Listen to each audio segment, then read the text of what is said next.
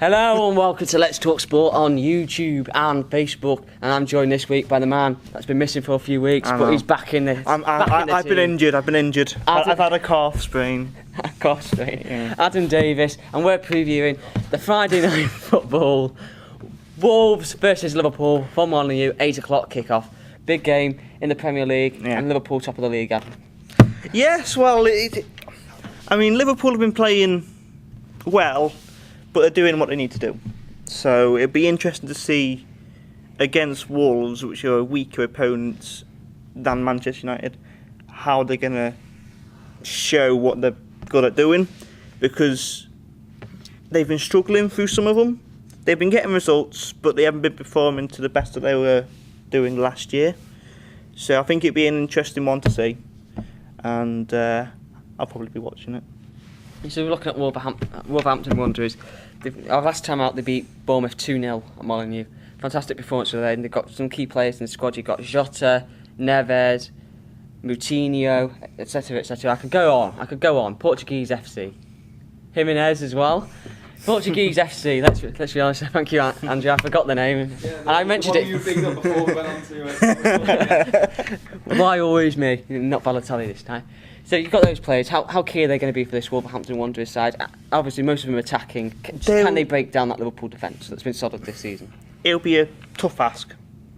It will be a tough ask. I mean, with Gomez out for Liverpool, it gives them a better chance than what they usually have.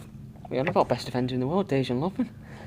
I think he's a good defender, Dejan Lovren, but I think he's quite easy to get behind. If they get the ball almost over the top of him, he's not as fast as, say, Van Dijk would have to try and cover for it. Yeah. So, me personally, I think Neves would have to be on top of his game, and hope.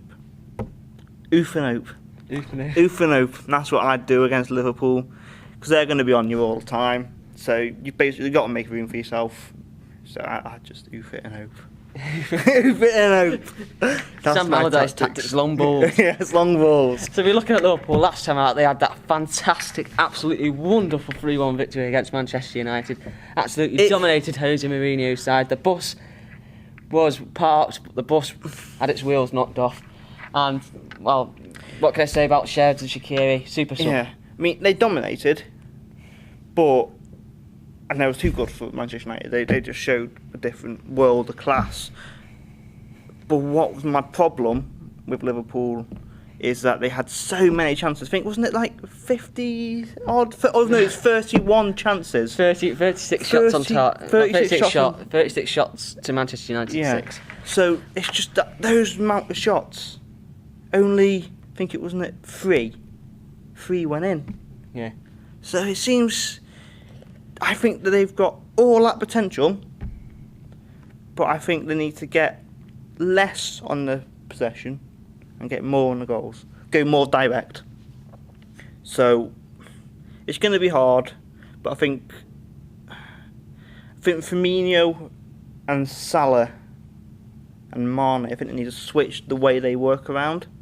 I'd have it more of Salah taking it up into like a midfield, rather than play a 3 at the front going back. Right. So, but I like my tactics. That's what I use. So I mess around with my tactics. You mess around with your tactics. You're a tinker man. You're I'm a Ranieri type of guy. Yes, I am. Because obviously, you just touched on the front three. Salah, Mane and Firmino, obviously, they've interchanging positions all the time, and Salah in the last couple of games seems to have been playing in the forward position, and then Firmino and Mane seem to have been dropped back into like a 2 behind the forward position.